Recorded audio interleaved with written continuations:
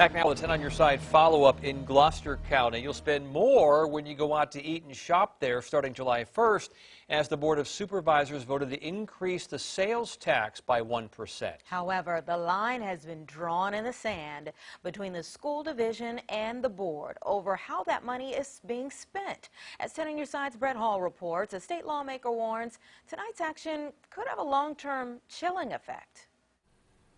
State Senator Tommy Norment telling me tonight that it appears the majority of the Gloucester County Board of Supervisors misinterpreted the legislation allowing them to raise the sales tax. He says it is meant for new construction and school renovations. Motion carries 5-2. The 5-2 vote to approve Gloucester County's annual budget was rather quick. But what's clear is the resulting blame game will not be. I think it's sending a very clear message that they're not listening to their constituents. Between Robin Rice, chair of the school board, there was no opportunity to in any way, shape, or form have any kind of compromise, any kind of discussion. We were immediately thrown under the bus. And J.J. Orth, chair of the Board of Supervisors. I think that he's in a defensive mode.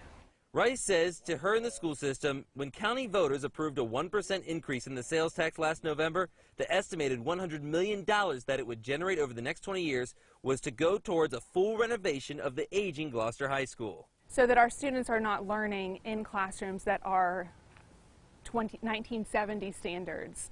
However, what the board ultimately approved uses some of that money to pay off debt from school projects already completed. Orth noting it also, though, gives teachers a raise and doesn't raise real estate taxes. How many places can you say can do that in this day and time when so many people were suffering from the COVID crisis? Rice says over time, Gloucester High School may not receive all the renovations they originally envisioned. We are waiting on the Attorney General's opinion to find out if what they're doing is even legal. Orth says the school system still could receive more funding if they would effectively communicate what they want. We got to stop this crap that is happening between the school board and the Board of Supervisors because we're not getting anywhere. As of tonight, there appears to be no clear path forward. And why should you care? According to Senator Norment, until Gloucester figures this out, it may not bode well for any locality looking to raise funds for school construction this way. Recently, Isle of Wight tried and was denied. In Gloucester, Brett Hall, 10 on your side.